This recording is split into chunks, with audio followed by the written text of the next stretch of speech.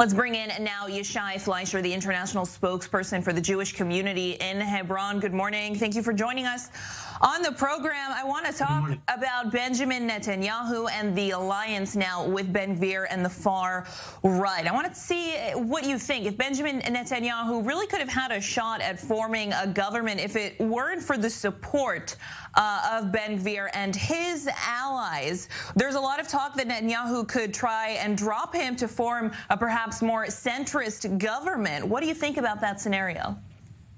I think that before we talk about what Netanyahu wants to do, let's talk about what the people want to do. And I think the people have spoken extremely loudly, extremely clearly. They have repudiated Yair Lapid and his policies, and even the conciliatory speech that he gave yesterday was one that was clear that he's talking about, a liberal, progressive Israel, and he's throwing in all kinds of stuff that's not what the Israelis want. They don't want a trial against Netanyahu. They want a more nationalist, anti-jihad, a more Jewish state, and the people have spoken. What the politicians will do is a different game. But I think your last report just a minute ago said this is going to be a very stable government. This is ideological lockstep. We're talking about a big Shas, a big religious Zionist party, big Haredi parties, ultra-Orthodox, big religious Zionist parties, big Likud. The Amcha and the Am, the nation, the regular people of the nation have spoken. They came out strong to vote for a kind of a more Jewish party as opposed to a more globalist, progressive party. Government. And that's what we are going to look forward to. That's what the people want. And just this morning, another terror wave attack, another officer hurt. He actually shot the terrorist. We had people hurt last week in Hebron, the week before that, 2 soldiers murdered. People understand that there's jihadism in this land. They want it fought, and that's what they voted for. And that's exactly what they're going to get. They're going to get a strong, full right-wing government, nationalist government in Israel. Well, Itamar Ben-Gvir aiming to become the minister in charge of police and security in the country.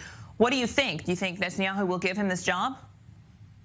We'll see. We'll let the politicians play their what they do and make their deals, and they have to please a lot of different constituents. But it's clear again that the people want Itamar Ben-Gvir and that style to push back on jihadism and Arab Palestinian nationalism that's taking over Israel proper. They're pushing back hard on it, and that's what's going to happen. So if Netanyahu is smart, he's going to give that position to the person who deserves that position, who brought in. And one way to think about also Itamar Ben-Gvir, it's not that it's only a partnership. Itamar Ben-Gvir reinvigorated the whole right. He invigorated Shas. He invigorated the Likud. People are like, oh, we're actually have a chance to get a real nationalistic government, not just a faux right. Like we're right, but we're center, and even center left. We're going to give away the land and empower Palestinianism and jihadism. No, the people sense that for the first time in a long time, there could be like a real right, led by real right-wing folks. And that's why they came out in droves, not just for Itamar Ben-Gvir, not just for Smotrich, not just for Shas, not just for the Likud, but the whole package together. So I think really, ironically, Netanyahu owes Ben-Gvir a lot for his premiership. Okay, I want to ask you now, Ben-Gvir laying out a 10-point plan for dealing with Palestinian violence, including arming reserve soldiers, relaxing open firearm rules to allow soldiers to use live fire at Palestinians who are throwing stones, passing legislation granting police and soldiers immunity from criminal prosecution from any crimes they might commit while on the job. Do you think that these kinds of laws would pass in a government led by Netanyahu? Do you think that he'll have backing for these types of reforms? Well, once again, it's what the people are asking for. What is democracy but the will of the people, right? That's what the people want. People want soldiers not to be prosecuted by a progressive bureaucracy that wants to stop soldiers from firing back and then making soldiers afraid to deal with jihadists when they're dealing with it face-to-face. Or 18-year-olds are not so afraid of the bad guys, they're afraid of their own prosecution, putting them in jail for really just defending the average citizenry. People want, and by the way, the police and army We seem to be having some technical difficulties. That was Yishai Fleisher, the international spokesperson for the Jewish community in Hebron. I want to bring back in my in-studio guest, Yariv Oppenheimer, member of the Meretz Executive Committee. I want to get your reaction to what you just heard. I would like to remind us all that democracy is not just the will of the majority, it's also the rights of the minorities and human rights as well. And a government that would like to give immunity to every soldier, no matter what he done, including war crimes, this is undemocratic. No, any majority in a democratic state cannot make such a law. This is an undemocratic law. And when we are talking about the will of the people, we are talking about 14 seats. Ben-Gvir party didn't get 60 seats, not 120, 14. We need to take it. It's a big number. It's a very scary situation, but it's not the majority of the people of Israel. And again, the majority need to know that in democracy, you got some limitation. And what they are offering now to do is to create a chaos in the West Bank that is almost already exists, but to make it even worse.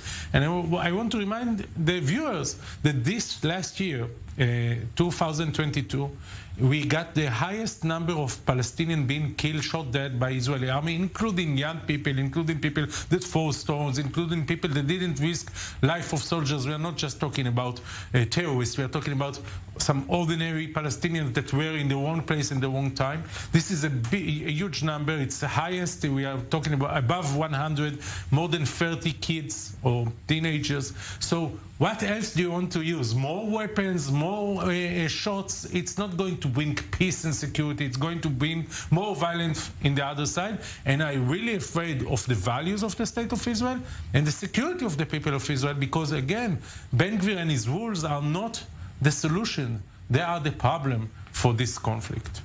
We're going to go back to Yishai Fleisher now. We're going to ask one last question. Thank you so much for staying with us. Seeing the results of this government now, the government with Benjamin Netanyahu, religious Zionism, the ultra-Orthodox parties, do you think a government like this will make some pretty interesting moves and try to annex parts of the West Bank? For that, that's not part of the campaign promises. I think much more likely is an effort to try to dismantle the regressive, oppressive, corrupt Palestinian Authority that teaches jihadism and has recently issued a statement proud of 7,200 attacks against Israeli citizenry, Jewish citizenry. And they suppress the Arabs as well. It's important to understand the Palestinian Authority, first and foremost, is oppressive to Arabs who want a normalization with Israel. And with regarding to Yariv Oppenheimer, who's in studio with you today, his whole thinking has been repudiated by the Israeli thinking. People don't want his way. People don't trust that path of weakness, of capitulation, of the bad Lebanon deal, of the inability to fight with terrorism, and the fact that the IDF has started striking back is a good beginning. But people want more of that. They want us to disempower the PA. They want us to have a situation where Israel is Jewish, strong, and then the Arab world will also respect us. That is the way to peace, because the real way to peace is a strong Israel surrounded by strong Arab countries working together, and that's called the Abraham Accords. That came not under the left, because the left could never do that, because all the left knows how to do is to capitulate and give in and say it's our fault and we're sorry and here's more gifts and here's more money for your terrorism. It's exactly when we had Trump in office. Just we were to mention the Abraham Accord came after Israel gave up the annexation plan. So we didn't get it for free. We gave up the annexation plan. And also I have to tell you that it's not just the will of the people. If the will of the people will be to take out from the country all the left-wing people, so you will do it. We are in democracy, and in democracy there are human rights, there are the right of the minority, even the rights of the Palestinians not to be shot in such a way. It's time for who to step aside, exactly?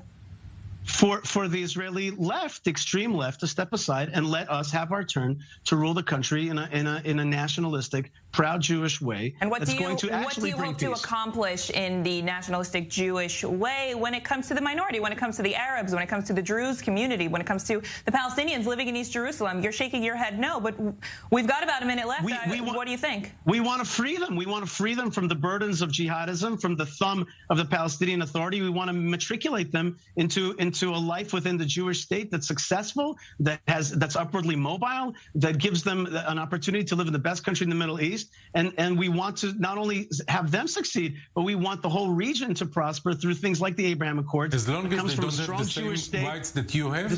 And when you are talking about demolishing the Palestinian Authority, who is going to run the life in Ramallah, in Jenin, in Tulkarem? The Israeli army? Itamar Ben-Gvir is going to be the mayor of Jenin or Tulkarem? Someone has to take charge, and thanks God we have still the Palestinian Authority that is doing that, and we don't have to go back as an Israelis for that places. Your path of empowering the jihad is over, and you've done your job. You've had your turn. It's failed. Now it's time for nationalism, for strong Jewish state to take over. Democratic rules. Don't take from democracy exactly what you should do. Gentlemen, I'm going to have to end this debate here. Yariv Oppenheimer and Yishai Fleisher, thank you so much for joining us in this emotional and heated debate this morning in Israeli politics. That's it for us.